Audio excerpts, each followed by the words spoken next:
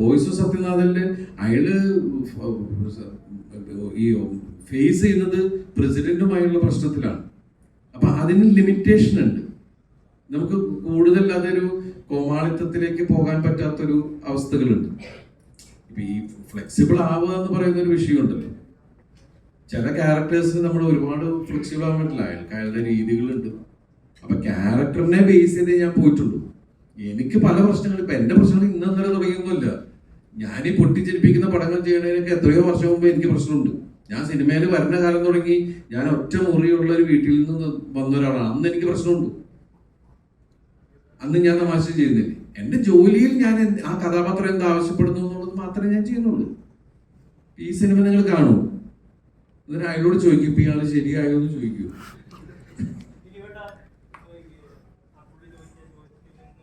മാറി വേറെ ആളുടെ പോസ്റ്റാ, എന്റെ പോസ്റ്റ് ആക്കരുത്.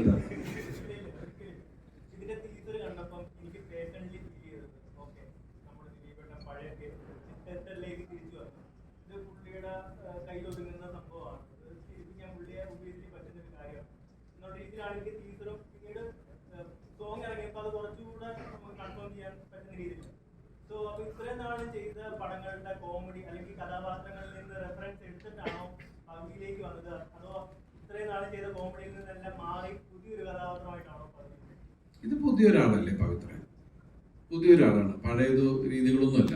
പക്ഷെ നമ്മളെ അഭിനയിക്കുമ്പോൾ കോമഡി എപ്പോഴും നമ്മുടെ മുമ്പിൽ വീഴുന്നതൊക്കെ ഒരേപോലെ തന്നെയല്ലേ, അതുപോലെ ഉണ്ട്. പിന്നെ ഇതിൽ രസിപ്പിക്കാവുന്ന ഒരുപാട് സീക്വൻസുകളുണ്ട്. അത് നിങ്ങൾക്ക് രസിക്കാൻ പറ്റട്ടെ എന്നാണ് നമ്മുടെ പ്രാർത്ഥന. പിന്നെ നിങ്ങൾ എല്ലാവരോടും പറയും, പുതിയ ആൾക്കാരോടൊക്കെ നമുക്ക് പറ്റിയ തമാശകളൊക്കെ ആയിട്ട് വരാൻ. നിങ്ങൾ എല്ലാവരും ഭയങ്കര കമ്പനിയല്ലേ? അല്ല എന്തായാലും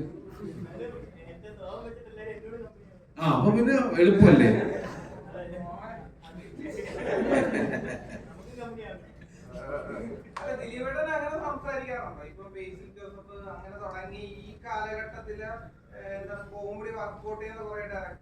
ഞാൻ എല്ലാവരോടും സംസാരിക്കാറുണ്ട്. എല്ലാവരും അഭിനയത്തിലേക്ക് ഇറങ്ങിപ്പോയി, എന്ത് ചെയ്യാൻ പറ്റും? അതൊക്കെ നമ്മൾ പറയുന്നുണ്ട്. പഴയ ദിലീപന്റെ ചിത്രങ്ങൾ, കോമഡി ചിത്രങ്ങൾ എടുത്തു കഴിഞ്ഞാൽ അതിലെല്ലാം ഇമ്പോർട്ടന്റ് ആയിട്ട് മറ്റ് കഥാപാത്രങ്ങൾ, കോമഡി കഥാപാത്രങ്ങളിൽ തന്നെ ചെയ്യുന്ന മറ്റ് ആർട്ടിസ്റ്റുകളുണ്ട്. അങ്ങനെ ദിലീപേട്ട അങ്ങനെ ഒരുപാട് ആളുകളുണ്ട്. ഇപ്പൊ നിലവിൽ നോക്കിക്കഴിഞ്ഞാൽ അത്തരത്തിലുള്ള കഥാപാത്രങ്ങൾ അല്ലെങ്കിൽ ആ ഒരു സ്പേസ് എന്തിയാണെന്ന് ഫീൽ. അല്ല, അന്ന് ചെയ്ത പോലത്തെ സിനിമകൾ ചെയ്യുമ്പോൾ ശരിക്കും പറഞ്ഞാല് അന്ന് നമുക്ക് ഒരുപാട് ലെജൻസ് നമ്മളെ വിട്ടു പോയി കഴിഞ്ഞു. ഇനിയിപ്പോ അങ്ങനെയുള്ളൊരു സിനിമയെ കുറിച്ച് നമുക്ക് അറിയില്ല. ഇപ്പൊ സിനിമകളുടെ രീതികൾ മാറി വരുന്നു, തമാശകളുടെ സ്വഭാവങ്ങൾ മാറി വരുന്നു.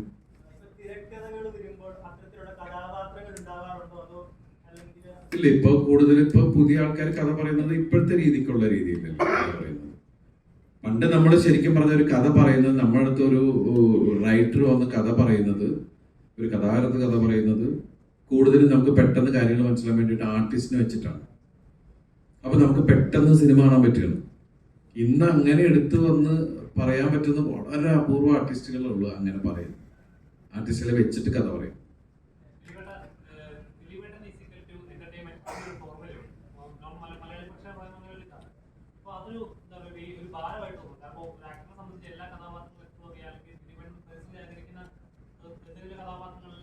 ഇല്ല, നമ്മളുടെ ഇപ്പൊ നേരത്തെ പറഞ്ഞ പോലെ ഇപ്പൊ എല്ലാവരും പറയുന്നത് നമ്മളുടെ സിനിമകളിൽ നിന്ന് കാണാൻ രസിക്കാനും ഇത് നമ്മൾ ഏത് തരത്തിലെ കഥാപാത്രം ചെയ്താലും പ്രശ്നമില്ല, അതിനകത്ത് സരസ്വതി ഉണ്ടാവും. അതാണ് എല്ലാവരും പറയുന്നത്. ഇപ്പൊ നമ്മൾ ശരിക്കും പറഞ്ഞാൽ ഞാൻ വളരെ പേടിച്ച് ചെയ്തൊരു വേഷമാണ് വാളയാർ പരമശിവ. കാരണം സ്പിരിറ്റ് മാഫിയയിലാണ്. ഞാനത് 2006 ജൂനിയർ സിനിമ ആണോ, 2006 എന്തോ തോന്നുന്നു അല്ലേ, റൺവേ 4 6 എന്തോ ആണ്. അപ്പൊ ആ സമയത്ത് സ്പിരിറ്റ് മാഫിയ ലീഡറാണ്. പക്ഷെ അയാളുടെ സരസതയും അയാളുടെ ബുദ്ധിയൊക്കെയാണ് ആ സിനിമയെ ഭയങ്കരമായിട്ട് വർക്കൗട്ട് ചെയ്തത്. അതിന്റെ അടുത്ത വർഷം എന്താണ് ഞാൻ ഹോം മിനിസ്റ്ററായിട്ട് അഭിനയിച്ചത്.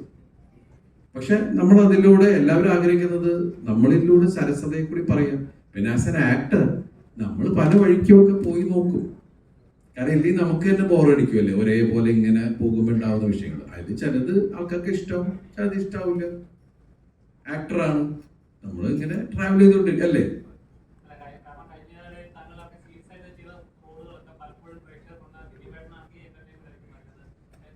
നമ്മൾ കരയുന്നത് കാണാൻ ഇഷ്ടം. ഇപ്പൊ നിങ്ങൾ നേരത്തെ വെച്ച് എന്തിനാ സങ്കടപ്പെട്ടതെന്ന് ചോദിച്ചു. അത് ഞാൻ എപ്പോഴും ചിരിച്ചിരിക്കാൻ നിങ്ങൾ ആഗ്രഹിക്കുന്നു അല്ലേ? അപ്പൊ ഞാൻ എൻ്റെ അടുത്ത് പലരും വിളിച്ചു, നിങ്ങൾ അങ്ങനെ സങ്കടമൊന്നും പറയേണ്ട കാര്യമില്ല എന്ന് പറയുന്ന അത് നമ്മളോടുള്ള ഇഷ്ടം കൊണ്ടാണ്. നമ്മളെപ്പോഴും പ്ലസന്റ് ആയിരിക്കണം. എനിക്കും അത് തന്നെ എപ്പോഴും ഇഷ്ടം. ഞാൻ എപ്പോഴും ചിരിക്കാൻ ആഗ്രഹിക്കുന്ന ഒരാളും എന്നെ ചിരിപ്പിക്കാൻ നിൽക്കുന്ന ആൾക്കാരുടെ കൂട്ടത്തിൽ പോയി ഇരിക്കാൻ ആഗ്രഹിക്കുന്ന ഒരാളുമാണ്. അതേസമയം കമാരസംഭവം പോലത്തെ സിനിമ ദിലീപേട്ടൻ്റെ വേറൊരു പെർഫോമൻസ് അല്ലേ നമ്മൾ കണ്ടത്. പക്ഷെ അത്രയും നാളും ദിലീപ് എന്ന ആക്ടറെ നമ്മൾ കൊമേഡിയൻ അല്ലെങ്കിൽ എൻ്റർടൈൻമെൻ്റ് എന്ന് മാത്രം ഒതുക്കി നിർത്താതെ കമാരസംഭവം പെർഫോമൻസ് എനിക്ക് തോന്നുന്നു നമ്മുടെ സൗത്ത് ഇന്ത്യയിലെ ഏറ്റവും നല്ലൊരു പെർഫോമൻസ് ആയിരുന്നു ദിലീപേട്ടൻ കാഴ്ചവെച്ചത്.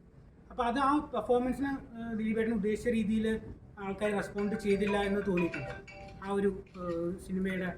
അല്ല, നമ്മളൊരു ജോണിക്ക് ബിസിയോ ജോണി ഭയങ്കര തിരക്കുള്ള ആളായിരുന്നു, വിളിയോട് വിളി ആൾക്കാരെ കോൾഷീറ്റ്. നമ്മളൊരു സിനിമ ചെയ്യുമ്പോൾ അതിനോട് 100% നീതി കൊടുക്കുക എന്നുള്ളത് മാത്രമാണ്. ഞാൻ പറഞ്ഞില്ലേ അതിൻ്റെ റിസൾട്ട് എന്താന്നുള്ളത്, അത് ഗംഭീരമായ സന്തോഷം. ഇപ്പോൾ ഒരുപാട് ആൾക്കാർ വിളിച്ചിട്ട് ആ സിനിമ നന്നായി. അത് മാത്രമല്ല, അത് OTT വന്നു കഴിഞ്ഞപ്പോൾ അത് കൂടുതൽ അഭിപ്രായങ്ങളും കാര്യങ്ങളും വിളിച്ചു പറയുകയൊക്കെ ഉണ്ട്. അപ്പം അത് ഏത് സിനിമയാണെങ്കിലും ഇപ്പോൾ പഴയ സിനിമയെക്കുറിച്ച് നിങ്ങൾ സംസാരിക്കുമ്പോൾ നമുക്ക് സന്തോഷം തന്നെയാണ്. അത് ഏതൊരു ആക്ടർക്കും അതെ. ഞാൻ ചെയ്ത കഥാപാത്രങ്ങളെ വീണ്ടും വീണ്ടും ഓർമ്മപ്പെടുത്തുന്നു, അതിനെക്കുറിച്ച് സംസാരിക്കുന്നു എന്ന് പറഞ്ഞത് വലിയ കാര്യമാണ്. നമ്മളെ സംബന്ധിച്ച് ഓരോ തവണയും വീണ്ടും വീണ്ടും അവാർഡ് കിട്ടുന്ന പോലെ തന്നെയാണ്. അത് ഏത് ലെവലിലേക്ക് പോയി എന്നുള്ളതല്ല. ഞാൻ സിനിമ ചെയ്യുന്ന കൂടുതലും പ്രേക്ഷകർ കാണാൻ വേണ്ടിയിട്ടാണ്. ദിലീപേട്ടൻ ഇതിന്റെ അടിയിൽ ഈ ട്രെയിലറിന്റെ അടിയിൽ വന്ന കുറെ കമന്റ് ആണ് ദിലീപേട്ടൻ അപ്ഡേറ്റഡ് ആവുന്നില്ല എന്ന്. ശരിക്കും ദിലീപേട്ടൻ അപ്ഡേറ്റ് ആവും. ഞാനല്ലല്ലോ, എന്നെ വെച്ച് പടം ചെയ്യുന്ന ആൾക്കാരല്ല. അപ്പൊ എന്നെ വെച്ച് പടം ചെയ്യുന്ന ആൾക്കാരാണ് ചോദിക്കുന്നത്.